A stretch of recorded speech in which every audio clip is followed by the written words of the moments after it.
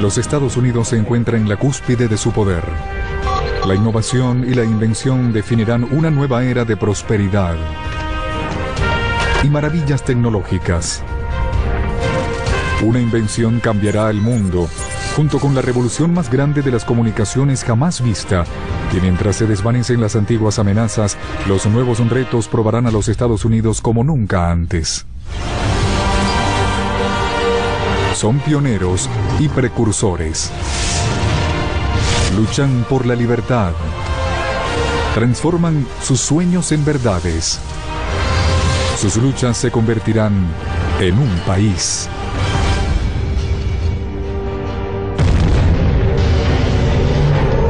Los años 70. Estados Unidos participa en un conflicto global con otra superpotencia, la Unión Soviética. Es la Guerra Fría. El comunismo y el capitalismo se enfrentan en una batalla ideológica por la supremacía. Para muchos es una era de miedo, incertidumbre y pesadillas nucleares. Al final de la Guerra Fría, los países rivales amasarán suficiente poder explosivo como para más de 1 millón de Hiroshimas. Sin embargo, la Guerra Fría tiene otro campo de batalla: la carrera espacial. Y cuando Estados Unidos reclama su premio al poner el hombre sobre la Luna, madura una tecnología que definiría la era, la televisión. 185 millones de estadounidenses se congregan frente a sus aparatos de televisión. Al ver estas imágenes ahora, nos maravilla su claridad. Después de todo esto era transmitido en vivo desde la Luna. Era la cúspide de la tecnología y nos asombraba. En 1940 había solo unos pocos miles aparatos de televisión en el país. Para 1970 había más de 60 millones. La televisión jugaría un papel definitivo en la formación de la nueva era. Estados Unidos siempre ha intentado adoptar nuevas tecnologías. La televisión, de la manera como la conocemos hoy, era considerada una idea loca en la que podíamos enviar imágenes en movimiento a cualquier lugar del país.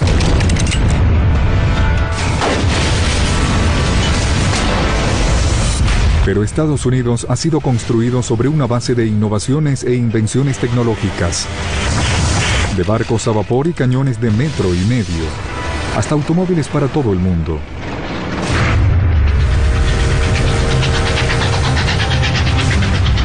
Ha conquistado un continente con tecnología.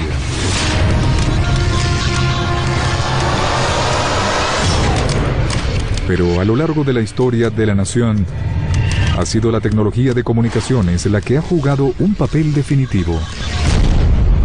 1865. El telégrafo ayuda al presidente Abraham Lincoln a ganar la guerra a favor del norte. Prácticamente observa y puede comandar cada una de las batallas. 1945. David Sarnoff, el experto en comunicaciones de mayor rango de Eisenhower, ayuda a desarrollar la televisión para Estados Unidos. En 1950, Sarnoff crea una de las redes de transmisión televisiva más grandes del mundo. Puede que la televisión sea una nueva forma de entretenimiento, pero es también el aparato de comunicación más poderoso que existe. Sarnoff reconoció que habría un increíble poder, y con el increíble poder vendría una increíble responsabilidad. Para el año 1970, el público estadounidense ve más televisión que cualquier otra nación del planeta. Más de 5 horas al día por cada hombre, mujer o niño. Hay más programas de noticias por televisión que en cualquier otro país del mundo. Más del 70% de la población adulta ve los noticieros por televisión cada tarde. Y cuando transmiten en vivo las imágenes del hombre alunizando, no es solo un éxito tecnológico, sino una victoria simbólica de la Guerra Fría. Sin embargo, existe una guerra más cercana a la vida estadounidense. Vietnam, un conflicto amargo en el sureste de Asia. Estados Unidos teme que el comunismo arrase con la región y quiere detener su influencia. Pero los militares estadounidenses y toda su tecnología vienen con todo contra ciertos movimientos guerrilleros. Y la guerra la libran cientos de miles de aguerridos jóvenes estadounidenses. Le exigimos tanto a nuestros jóvenes de 18 años que vayan a un país extranjero, a la jungla, para que luchen contra la guerrilla que está en su territorio. y a quienes no les gusta para nada el ejército invasor. La generación que lucha la guerra de Vietnam se le conoce como los Baby Boomers, la generación estadounidense más grande de todas. Más de 50 millones de nuevos estadounidenses nacidos en 15 años de posguerra. Esta inmensa generación no se parece a ninguno de los estadounidenses que vivieron antes. Y su influencia y actitud hacia la sociedad están destinadas a cambiar la cara de Estados Unidos. Los años 60 fueron inevitables. La más grande generación llegó a casa con una idea fija en cuanto a lo que debía significar la vida, y estuvieron tan ocupados reorganizando sus vidas de una manera tradicional que no le estaban prestando atención a las cambiantes sensibilidades de sus hijos. Estados Unidos se reinventa a sí mismo de cierto modo cada 10 o 15 años y esa reinvención siempre es temida por las generaciones que vinieron antes. Agosto 1969, norte de Nueva York, Woodstock. Un concierto de fin de semana para más de 100.000 personas que compraron su boleto es invadido por casi 500.000 de representantes de la generación Baby Boom. 1 millón más intenta entrar. Es el festival musical más grande del mundo y se convierte en la fiesta en la que este grupo sale a la luz pública, una señal para Estados Unidos de que los cambios generacionales están teniendo lugar. Pasamos de una sociedad muy formal, correcta y recatada a una que de pronto era, tuvimos a Woodstock, tuvimos la época de los hippies y tuvimos el amor libre. Los chicos de la generación Baby Boom tuvieron un enorme impacto en la forma como vemos al mundo y a la sociedad. Pero los chicos de la generación Baby Boom no solo se rebelan contra los valores de sus padres. La gente comenzó a intentar lograr influir desde las calles en los niveles más altos de la política exterior. Los chicos Baby Boom quieren que la guerra de Vietnam termine y llevan las protestas a la calle.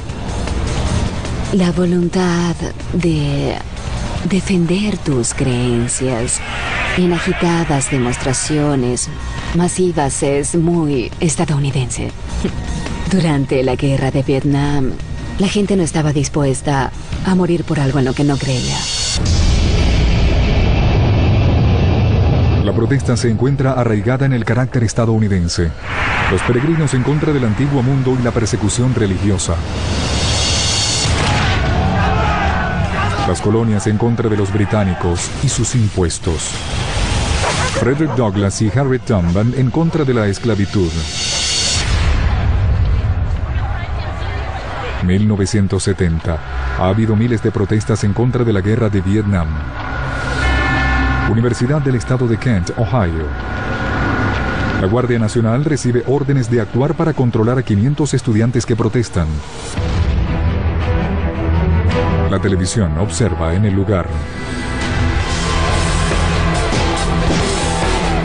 Abalean a 4 estudiantes. Creo que eso aclaró las cosas para muchos estadounidenses. El hecho de verlo por televisión y observar a esta multitud de personas que tenían sentimientos tan cargados al respecto, las imágenes. Estados Unidos es un país muy visual. Y debido a que la de Vietnam es la primera guerra televisada, las batallas y las listas de los caídos son acontecimientos cotidianos de los noticieros. La televisión trae la realidad de la guerra hasta las salas de la nación. Así como 100 años atrás los registros fotográficos de la guerra civil revelaron los verdaderos horrores de la guerra, ahora las imágenes de los noticieros de televisión comienzan a cambiar al país. Ya habíamos perdido muchos soldados y otros estaban heridos. Estados Unidos se dio cuenta que Vietnam era una causa perdida. Más bombas de las que fueron lanzadas en la Segunda Guerra Mundial. Más de cientos de miles de millones de dólares. Sin embargo, lo que la mayoría de los estadounidenses recuerdan son las imágenes que ven en sus televisores. Observar a la gente en Saigón colgada de los helicópteros mientras nos marchábamos deshonrados, esa es una noción que va profundamente en contra del sentir estadounidense. 1975, y la guerra de Vietnam finalmente llega a su fin. En gran parte fue el movimiento antiguerra en el país el que definió nuestra historia de Vietnam y, hasta cierto punto, la experiencia misma de la guerra. Para muchos de los representantes de la generación Baby Boom, las protestas y la rebelión tienen un objetivo más amplio: crear un modo de vida completamente diferente.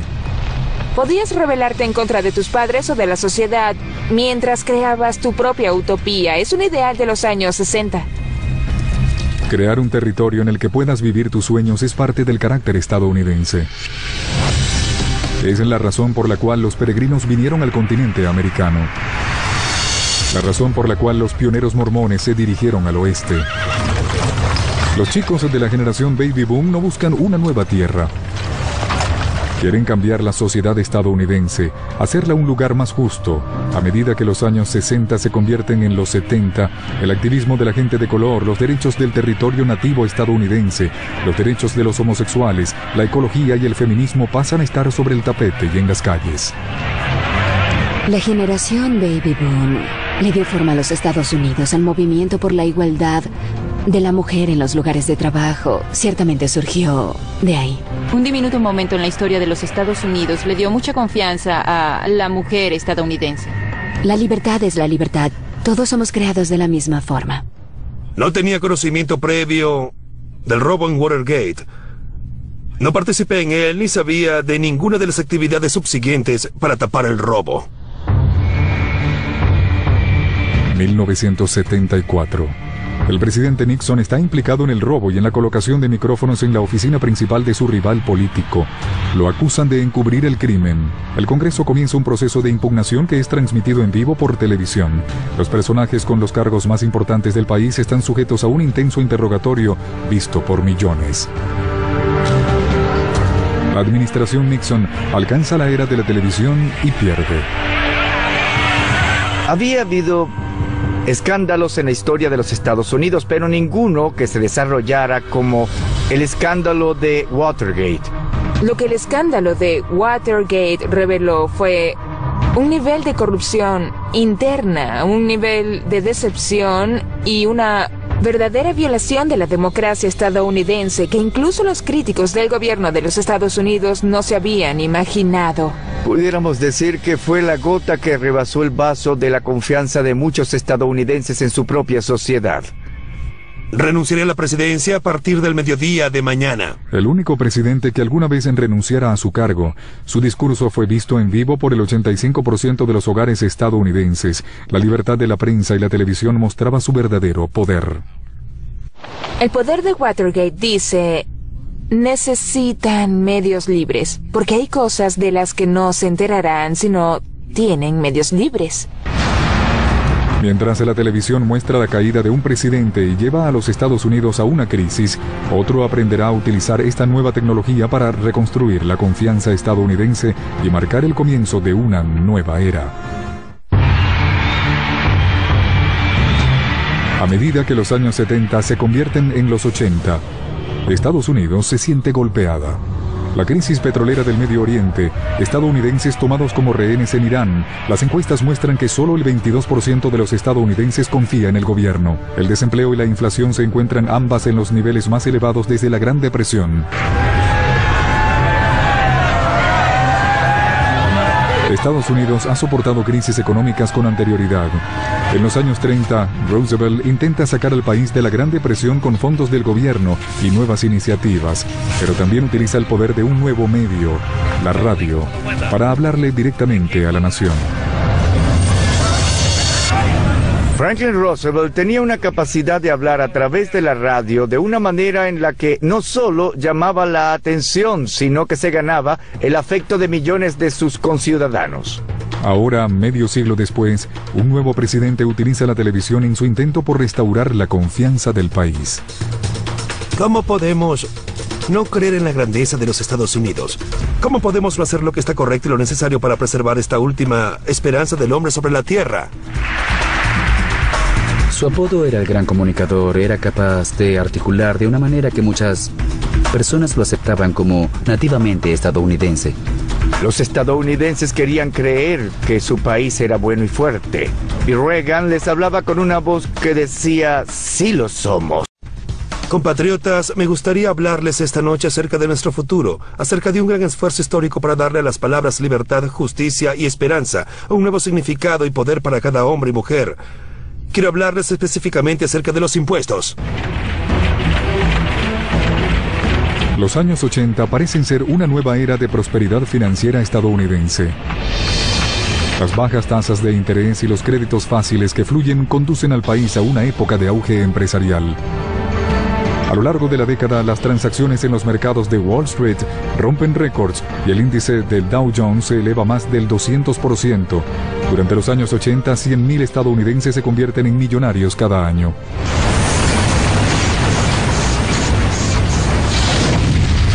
Ha habido tiempos de bonanza anteriormente. La quimera petrolera reduce la gasolina a precios muy bajos y promueve automóviles para las masas. El acero a bajos costos produce un auge en la construcción y se construyen nuevas ciudades. Ahora en los Estados Unidos de los años 80, los créditos poco costosos crean una bonanza en el consumismo. La tarjeta de crédito es el símbolo de la década. Inventada en 1958, la que una vez fuera exclusividad de la gente adinerada ahora se democratiza. En 1989, más estadounidenses de los que votan en las elecciones poseen tarjetas de crédito.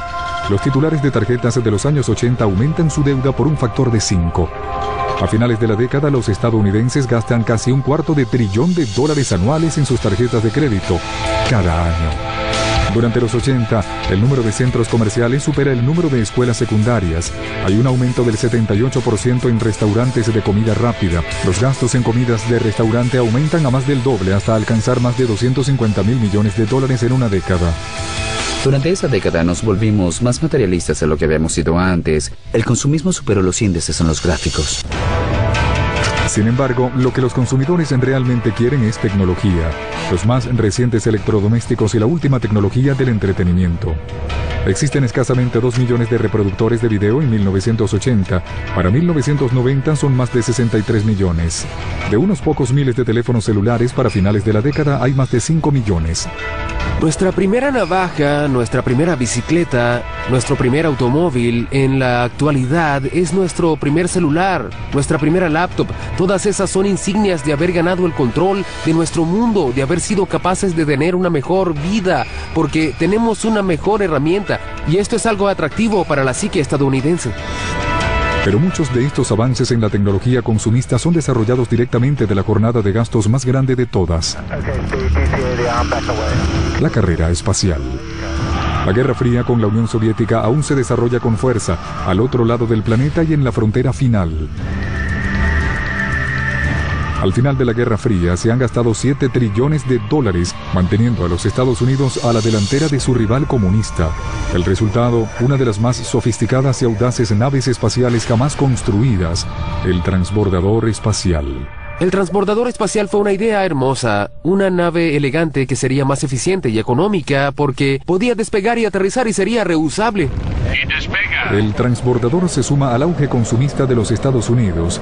Una de sus principales funciones era poner en órbita satélites de comunicación, ayudando a extender el creciente apetito de los estadounidenses por el entretenimiento, las comunicaciones, los teléfonos y los GPS. Y la tecnología que se utilizó para el transbordador viene también de vuelta a la Tierra. Teléfonos celulares, purificación del agua, trenes de aterrizaje de los aviones, revolucionario equipo antiincendios, herramientas inalámbricas, tecnología médica e incluso equipo para esquiar. Todos se beneficiaron del programa del transbordador. Para muchos, la nave es símbolo de la historia estadounidense. Es una de esas propiedades autosatisfactorias. ¿Sabes? Trabajaremos para un futuro mejor. Y lo obtendremos. Cuando hablamos acerca del espíritu de la frontera, no es cuestión de tener éxito o fallar, se trata simplemente del crecimiento continuo, el cual causa mucha inspiración. 26 misiones espaciales exitosas. Pero la fe de la nación en la tecnología está a punto de recibir un golpe. Cuidado, Challenger. El transbordador representa una nueva era para los Estados Unidos. La tecnología de la era espacial impulsa al país hacia adelante. La nación ha sido construida sobre las bases de la innovación. Las nuevas tecnologías crean progreso, riqueza y expansión. A medida que las hachas se hacen mejores, los bosques se pueden despejar más rápidamente.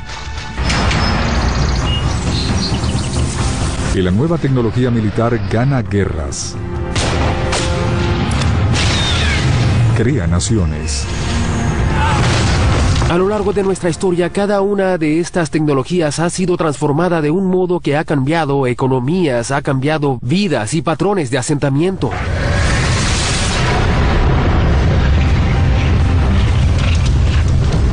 Requiere empresarios como Andrew Carnegie. Él toma las nuevas técnicas de producción de acero y las lleva a la máxima expresión para producir enormes cantidades de materia prima que construyen las grandes ciudades estadounidenses. Y genios de la ingeniería como Mulholland. Su acueducto de Los Ángeles de 360 kilómetros permite que una ciudad crezca en el desierto. Pero el progreso con frecuencia tiene costos humanos. 1825. La construcción del canal de Erie para conectar los grandes lagos a la ciudad de Nueva York se lleva casi 1000 vidas. 1865. La vía férrea transcontinental reclama casi 2000.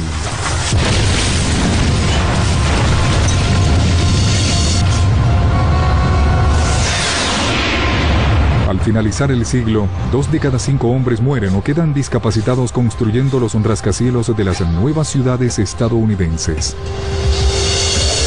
3, 2, 1, despega. Ahora, el transbordador espacial es la cúspide de una nueva era de tecnología estadounidense. 1986 sería el año más ocupado para la flota. La tripulación del transbordador Challenger es escogida para representar un corte transversal de los Estados Unidos modernos, diferentes en razas, orígenes y profesiones. La idea siempre fue, ¿podemos comenzar de algún modo a abrir esto a una mayor cantidad de personas, más allá de los astronautas altamente entrenados? El sueño de los viajes espaciales se extiende a los estadounidenses comunes y corrientes.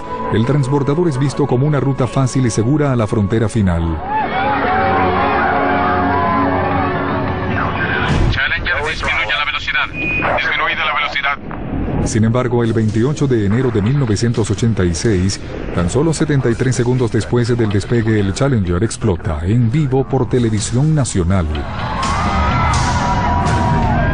Pudimos ver que le tomó a la audiencia unos segundos darse cuenta de lo que estaban viendo porque era muy difícil de interpretar. 7 vidas se pierden.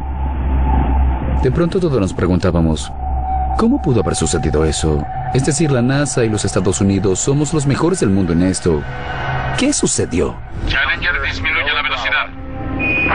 Disminuida la velocidad. Fue como un golpe bajo a la nación. A veces fallamos, pero la prueba más grande viene de lo que sucede luego, que nos damos cuenta y aceptamos el hecho de que fallamos. Nos arrastramos hasta nuestra esquina y nunca hacemos nada, o nos levantamos y seguimos adelante.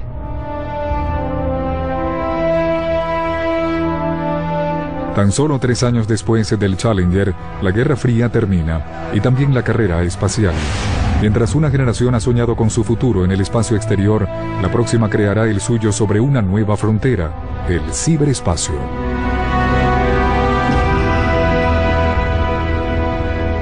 Las ideas empresariales individuales andan sueltas. Y ese es el espíritu estadounidense, una manera de descifrar cómo utilizar completamente algo disponible.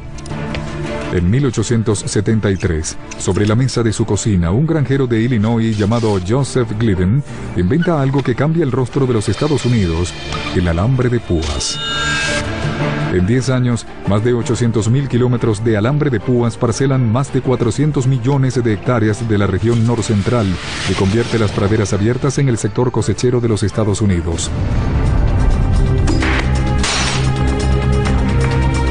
1879. Thomas Edison inventa el bombillo eléctrico. Este generaría 1000 patentes más. Pero además crea la primera red eléctrica comercial.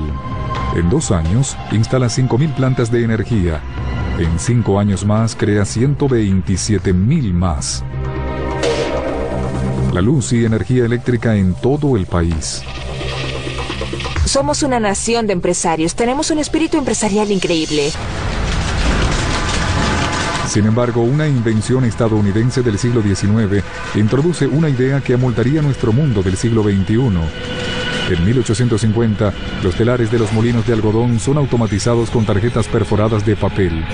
Los agujeros en las tarjetas se le indican al telar la utilización de hilos de diferentes colores, activando un color y desactivando el otro. Su código binario y la clave para la futura revolución de las computadoras.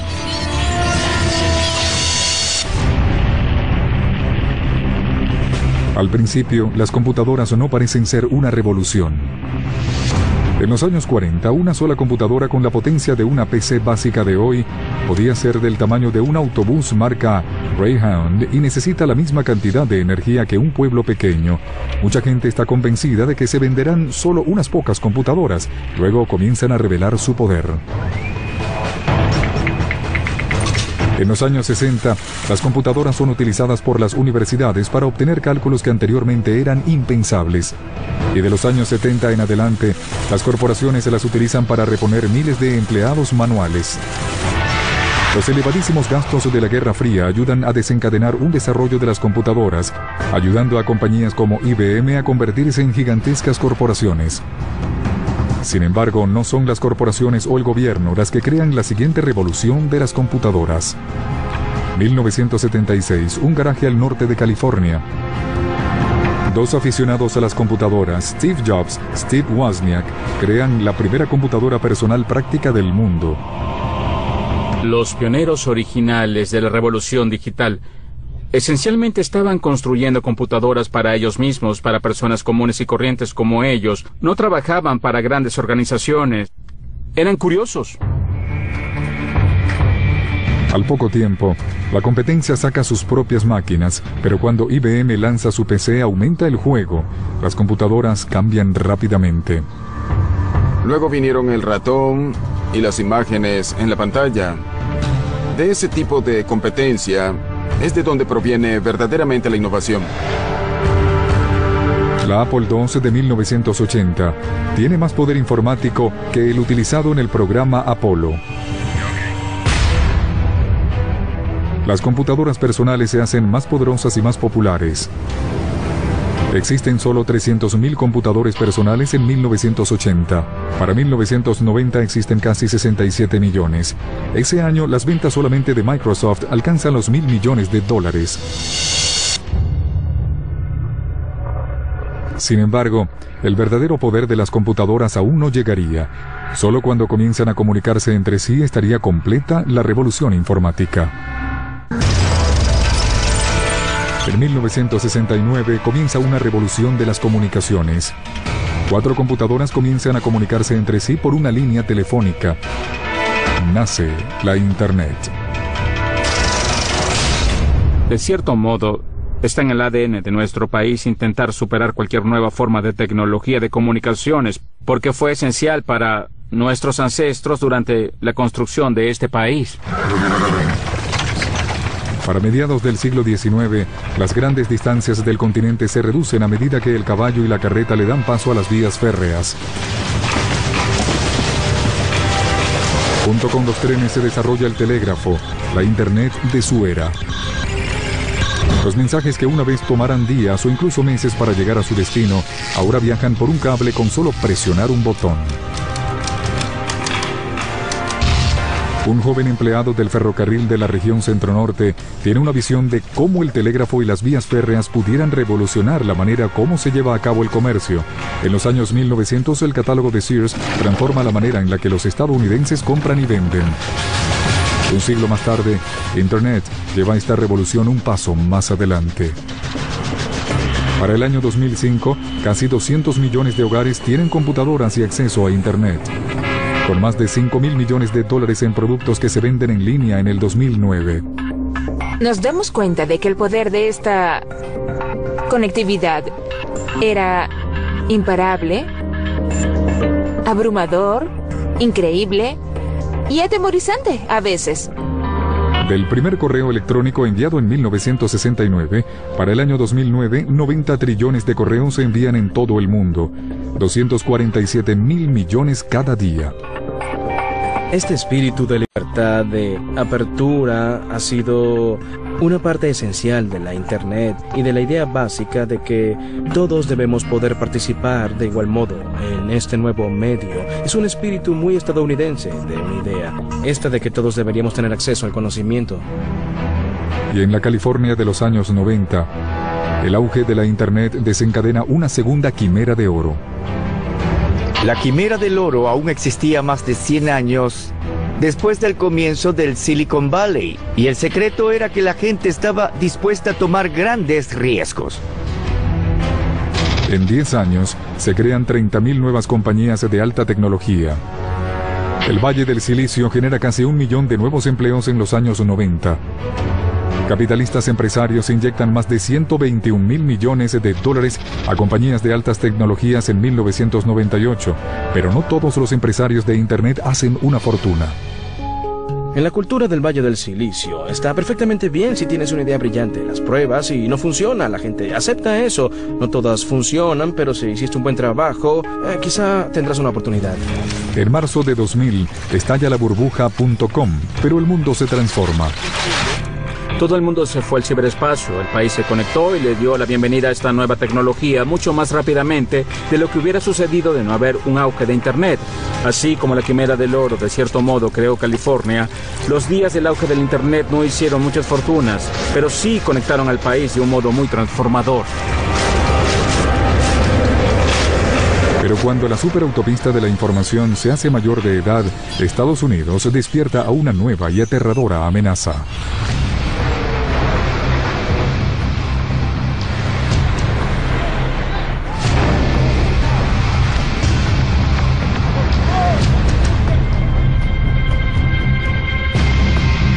Salió literal y metafóricamente de un cielo azul y despejado. Nadie predijo lo que sucedería. Fue el día más oscuro de la historia de los Estados Unidos. Alguien dijo, general, debe encender la televisión. Y lo hice. Y vi junto con el resto del mundo cómo el segundo avión se estrellaba. La mañana del 11 de septiembre de 2001, 2 aviones de pasajeros secuestrados por terroristas vinculados a Al Qaeda se estrellan contra las torres del Centro de Comercio Mundial en Nueva York. Cuando sucedió y me di cuenta de lo serio que era, porque me tomó un tiempo darme cuenta de esto, supe que era el peor ataque de nuestra historia. Recuerdo que pensé, el mundo va a cambiar. No estoy seguro de cómo, pero el mundo va a cambiar.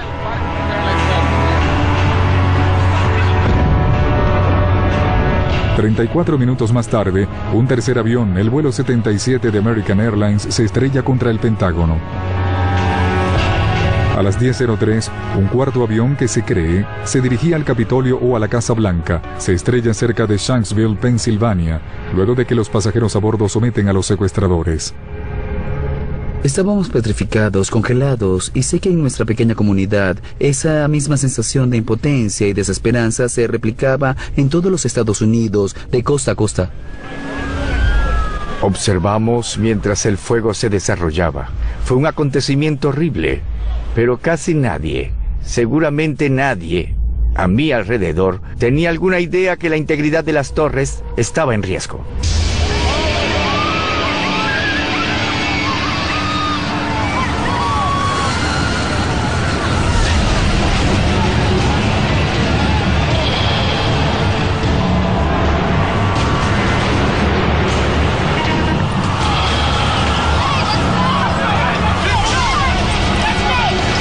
A las 10:28, colapsa también la torre norte del World Trade Center.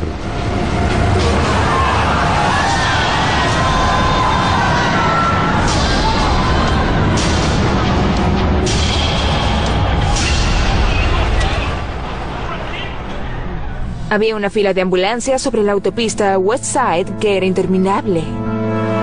Nunca llamaron a las ambulancias y nadie fue jamás. Luego de un rato comenzamos a darnos cuenta de que no había sobrevivientes. Los ataques del 11 de septiembre cobraron casi 3.000 vidas en Nueva York, Pensilvania y Washington, D.C.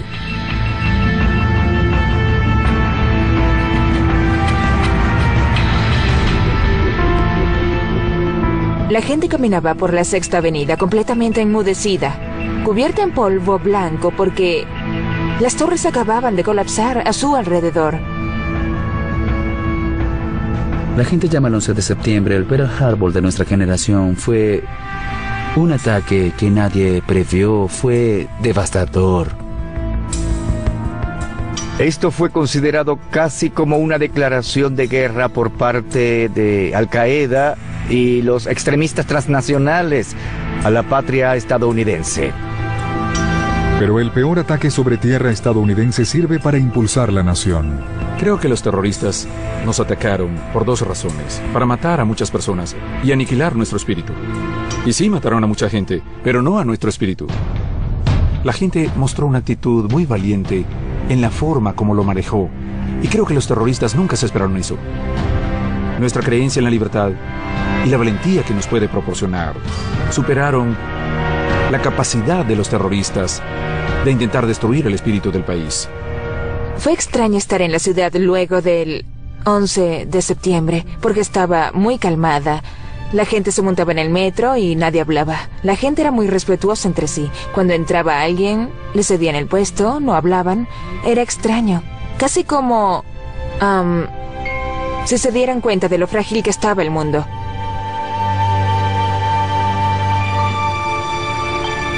A pesar de lo que había sucedido, del horror y de la pérdida, de cierto modo fue sorprendente que los estadounidenses pudieran reponerse y volvieron a Nueva York. El país regresó a Nueva York y le brindaron su ayuda, gastaron su dinero en Nueva York y lo visitaron.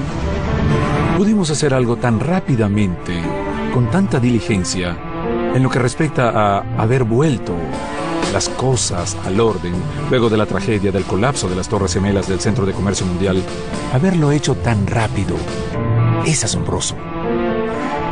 Ocurre el peor ataque en la historia del país en este pequeño extremo de la isla y luego de 10 años regresas y está llena de gente.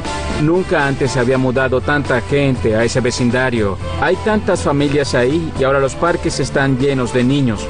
Existe un sentido de, inténtenlo, pueden estrellar aviones contra nuestros edificios, pero sabes, regresaremos y construiremos una nueva vida para nosotros. Estados Unidos se reconstruye y mira hacia el futuro. Hace 400 años, los aventureros cruzaron un océano y comenzaron un experimento que se convertiría en Estados Unidos. Ahorraron cada centavo que tenían para poder tomar un peligroso paseo en barco hasta los Estados Unidos. Venir a un país en el que no había nada, en el que tenían que hacer todo ellos mismos, construir todo ellos. Estados Unidos nació de la adversidad. Es como parte de nuestro ADN. Al comienzo del nuevo milenio, el experimento estadounidense aún está en progreso. Este es un país sin terminar. No estamos terminados por completo y asentados. Aún abrimos nuevos espacios, nuevo territorio en el cual movernos. Estamos incorporando nueva gente que transforma hasta el ADN de nuestra sociedad. La última década del siglo XX vio cómo le daban la bienvenida al país a casi 10 millones de nuevos estadounidenses, más que en cualquier otra década de la historia de la nación. Creo que los héroes no reconocidos fueron las primeras personas con la valentía para meterse en esos pequeños barcos de madera en 1607 y haber continuado hasta la actualidad. Si van por la línea de taxis del aeropuerto y ven las nacionalidades de los taxistas, nos damos cuenta de que el espíritu de inmigración y de forjarse un mejor futuro no ha desaparecido. En el año 2007, 1 de cada 8 estadounidenses nacía en el exterior. Mi madre es cubana, mi papá australiano, mi madre es negra y mi padre blanco. Pero los Estados Unidos es un crisol de razas. Yo soy una latina negra con pecas. Y eso es Estados Unidos, un crisol de razas. Somos el lugar al que la gente está desesperada por llegar para que su historia pueda ser escrita, para que pueda ser lo que quieran que sea. Cada sociedad en el pasado creó grandes innovaciones y civilizaciones. De pronto las tenemos todas aquí. No es solo una filosofía, son muchas, muchas filosofías las que conforman un país muy creativo. En los últimos 20 años, 2/3 de los nuevos inmigrantes han provenido de Latinoamérica y Asia. Eso de que puedes ser lo que quieras en los Estados Unidos no es una teoría. Es una verdad básica que se manifiesta en cada una de las historias de los inmigrantes. De eso se trata Estados Unidos. Provenir de otro lugar, venir a un lugar en el que puedes surgir y levantarte con el sudor de la frente y lograr algo mejor de lo que pudieras haber tenido en otro lugar. Así que para mí el experimento de la inmigración en los Estados Unidos nunca acabará, porque eso es lo que nos define como nación. Considero que los estadounidenses son una colección de almas y seres increíbles que creen que está convencida de que estamos juntos en esto. Este es un país en el que te puedes arriesgar. Está permitido que probemos lo que sea para alcanzar el éxito. Y el fracaso está siempre ahí. Para poder probar cosas, teniendo el fracaso ahí, hay que ser valiente. Hay un espíritu de resolución en los Estados Unidos. Creo que Estados Unidos es la tierra de las oportunidades porque no había reglas establecidas. Las inventamos en el camino. Existe la creencia de que en cualquier momento de la historia, cualquiera sean las circunstancias, ese proceso radical es posible. Creo que Estados Unidos tiene, y con suerte seguirá teniendo, alguno de los más grandes pensadores en términos empresariales. Somos un país de mentes abiertas. Creo que nos encantan las cosas nuevas y nos encanta intentarlas. Hemos sacrificado nuestra sangre y nuestro tesoro por casi cada una de las grandezas en los Estados Unidos, bien sea que haya sido en un campo de batalla, o en el exterior, o en algo tan mundano como la represa Hoover. A lo largo de los siglos ha habido mucha adversidad, pero generalmente triunfamos. Somos un país que está siempre preparado para devolver la pelea. Este país reacciona muy bien bajo presión. Pasa por etapas muy presionadas y luego surge más fuerte que antes. Podemos afirmar que nuestra característica más distintiva es nuestro dinamismo e igualmente importante es el hecho de que somos gente optimista. Somos personas que creen que el futuro está de nuestro lado. Fuimos creados de la misma forma. Está en nuestra Declaración de la Independencia. Todos los hombres fueron creados iguales. Eso es Estados Unidos. Tenemos dificultades raciales y personas menos privilegiadas, pero algo único de los Estados Unidos, de su variedad y de su gente, es que siempre marchamos hacia adelante y siempre encaramos los problemas, no los ignoramos. Cuestionar tu país y constantemente regresar a examinar su belleza y sus errores. Creo que esa es la esencia de un estadounidense patriota, en mi opinión. Las fronteras que hemos conquistado son maravillosas. En un periodo relativamente corto de tiempo, Estados Unidos ha ayudado a transformar el mundo. Desde unos pocos y frágiles puntos de apoyo. En solo 400 años, Estados Unidos ha crecido hasta convertirse en el país más poderoso sobre la Tierra, surgido del espíritu emprendedor y la piedad de sus primeros colonos, forjado por la pasión revolucionaria y los altos ideales, impulsado por una sed de innovación y cambios tecnológicos. Una nación diseñada desde todas partes del mundo.